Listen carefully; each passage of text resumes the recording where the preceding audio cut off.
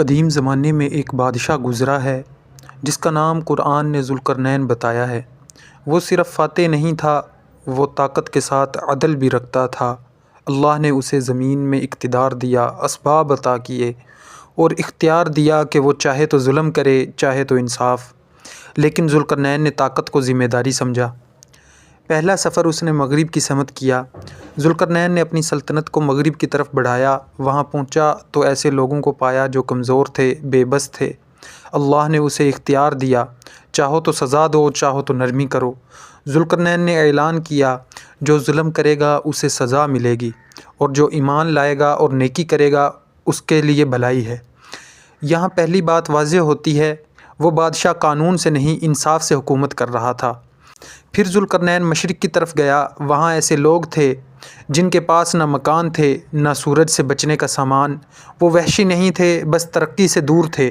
ذوالقرنین نے ان پر ٹیکس نہیں لگایا، ان پر زبردستی نہیں کی، ان کے حال کو ان کے رب کے حوالے کیا۔ یہاں بھی اس نے طاقت کا غلط استعمال نہیں کیا۔ پھر ذوالقرنین ایک ایسی جگہ پہنچا جہاں دو پہاڑوں کے درمیان ایک قوم آباد تھی۔ وہ لوگ بڑی مشکل سے بات سمجھا پاتے تھے۔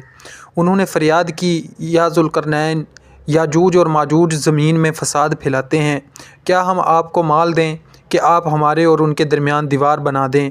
یہاں عام بادشاہ ہوتا تو مال لے لیتا، قوم کو غلام بنا لیتا، لیکن ذوالقرنین نے کہا، اللہ نے جو مجھے دیا ہے وہ تمہارے مال سے بہتر ہے، تم صرف میری مدد کرو۔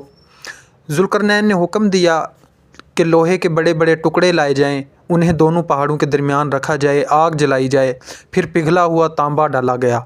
یوں ایک ایسی مضبوط دیوار بنی جسے یاجوج ماجوج نہ پھلانگ سکے اور نہ اس میں سوراخ کر سکے۔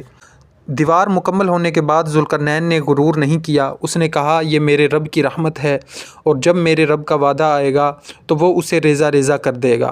یہ کہہ کر وہ خاموش ہو گیا۔ یہ واقعہ ہمیں یہ سکھاتا ہے کہ طاقت آزمائش ہے، حکومت عبادت بن سکتی ہے، اور انصاف دیواروں سے زیادہ مضبوط ہوتا ہے۔